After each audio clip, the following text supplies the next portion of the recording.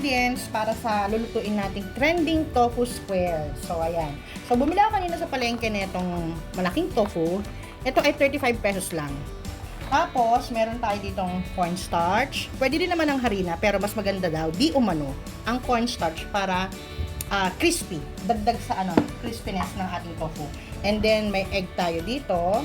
Tapos, ito, ang tawag dito nga, breadcrumbs. Ayan. Yan ang mga gagamitin natin. Tapos, para naman sa sauce natin na gagawin, meron tayong mayo, meron tayong oyster sauce, liquid seasoning, and salt and pepper. So, ayan guys, tara na, magluto na tayo. So guys, una, itong tofu natin na malaki hiwain natin ng square. So, di ba, hinati ko siya sa gitna. Ano ba? Ganyan. Yan. Tapos, hiwain natin siya ulit dyan. Yan. O, di ba? Ayan. Ay, nalaglag ang... Ayan, di ba? Pagkatapos, hihiwain uli natin siya ng pa-square. So, ayan. Siguro kailangan natin ng sangkalan. Wait lang kung kamo sangkalan. So, ito guys, ayan. Oops, di ba? Ayan, nahiwa na natin.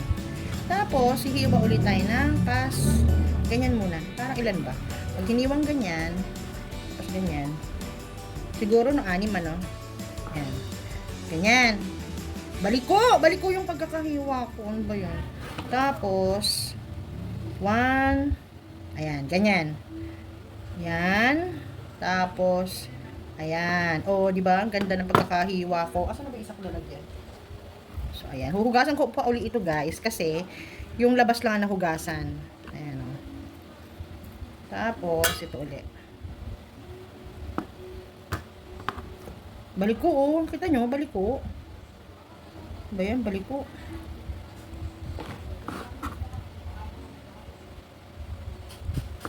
Square naman siya, di ba? Yan. Tapos, ito naman, hiwain din natin. Kailangan hindi na baliko, guys. Baliko ba? Hindi, di ba? O, ayan.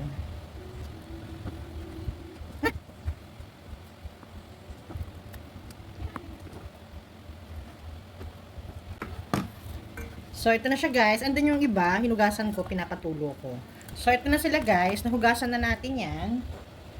Tapos, ito pa. Yan. Ay, teka muna. Lagyan natin siya ng salt and pepper para may lasa na siya. Yan. Diba? Ayan. Ayan. Ito pa iba, oh. Ayan.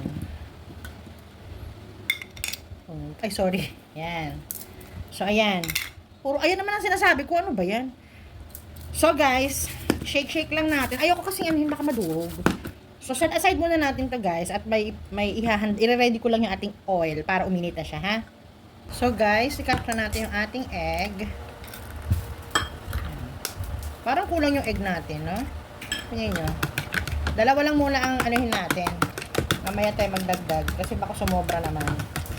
So, ayan. Alam nyo, guys, parang ano lang siya. Ito base lang sa mga napanood kong video, ha? Dahil nga, di ba trending siya? So, marami na akong version na napanood. Alam mo yung naisip ko, parang siyang sisig tofu o tofu sisig na inihiwalay lang yung sauce, na i-drizzle lang yung sauce niya. Alam niyo yun? Parang ganun yung nakikita ko sa kanya. So, guys, ito na. Gagawin natin. Alam niyo naman siguro, basic na lang ito sa inyo, guys. Isasawsaw lang natin siya sa cornstarch, sa egg, and then dito sa ating breadcrumbs. Okay? Yan. Kita nyo ba? Malayo, di ba? Yan. So, ganyan lang. Sabi, nung napanood ko, pwede din naman daw ang harina. Pero mas maganda daw ang cornstarch para yung crispiness niya magstay. Mas matagal yung crispiness niya. Tama ba? Meron bang word na gano'n? Tapos sa loob ay malambot. Diba? So, ayan. So, guys, naisawsaw na natin siya sa gamit na kaya natin ang kutsara. Sa cornstarch, wag na. Ayan. Tapos, nakikita nyo ba? Yan. Alam niyo, ang mahal pala nito. Nakapanood ko yung mga vlog, yung mga nagvo-vlog din. Grabe, 4 na piraso, 45 pesos. Samantalang yung isang bloke kanina pinakita ko sa inyo magkano lang yun? 35. Sabihin na natin may egg ka pa. Pero pag gumawa ka ng sarili mo, guys, kung may time kayong gumawa ng sarili mo, aba, marami na kayong makakain yan, di ba? mapapatikman nyo pa yung mga, ano nyo, yung mga loved ones nyo ng mas marami. O, diba? Pero, kung gusto nyo din matikman yung mga nagtitinda dyan sa, ano, yung mga nagtatrending, pwede din naman. So, ayan. Natapon. Paliguan na natin siya ng breadcrumbs. Diba? Pwede din naman kamay. Kasi kinukutsara pa. Ayan. Kita nyo, baka naman natatakpan ng kamay ito. Ayan.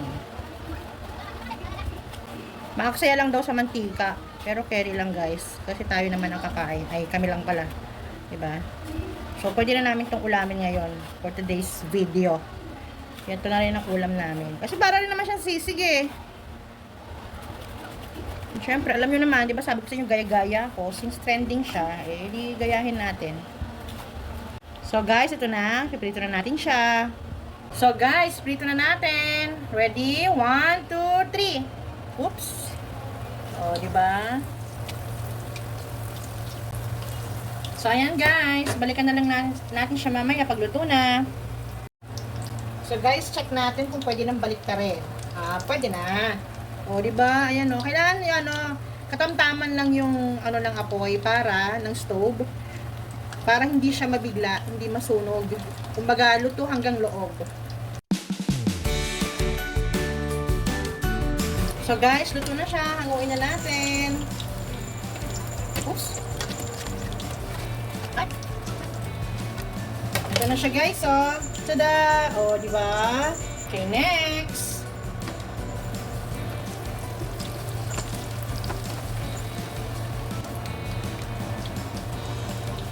So guys, luto na to. Hanguin na rin natin.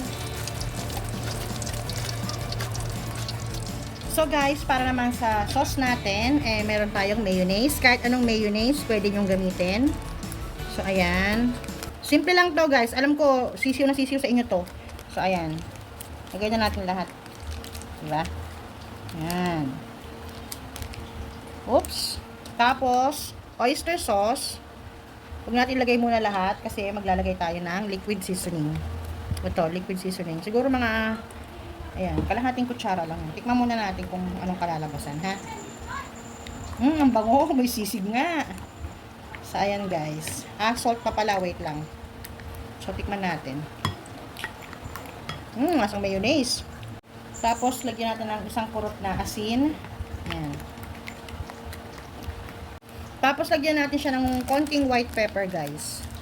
Para may konting Yan.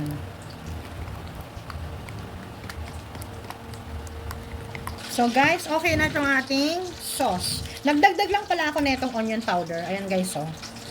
Yan. Pero hindi ko nilagay lahat, ha. Siguro half lang neto. Tapos, nakuha ko na yung gusto kong consistency. Ayan, oh, diba? So, tara na, guys. Mag-prepare na tayo ng ating tofu squares. So guys, para ma-feel talaga natin yung vibe ng pagka-trending ng netong tofu square, meron ako ditong ito cheddar sticks. So dahil nga 'di ba yung sa nakita natin, tutusog din natin siya sa sticks. Para feel na feel natin yung vibe ng tofu square hype. So ayan, apat-apat yun eh. Alam niyo ba yung 4 na piraso nun is 45 pesos. Sipin nyo. O, 'di ba? Pwede nyo itong itinda sa inyo, guys. Yan. So, tada! O, diba? Daddy Loco, 45 pesos. For only 45 pesos, meron ka ng tofu square. Gandahan natin pagkakatusok. So, tusok pa natin iba, guys. Tada! O, diba, guys? Ayan yung ating tofu square. So, guys, hindi ko pa naitusok lahat. Marami pa doon. So, ito lang pinakita ko sa inyo yung mga nagatusok pa na dami, no? Tara na guys, tikman na natin. Ito po ang version ko ng tofu square. Sana nagustuhan nyo. Thank you for watching. Bye!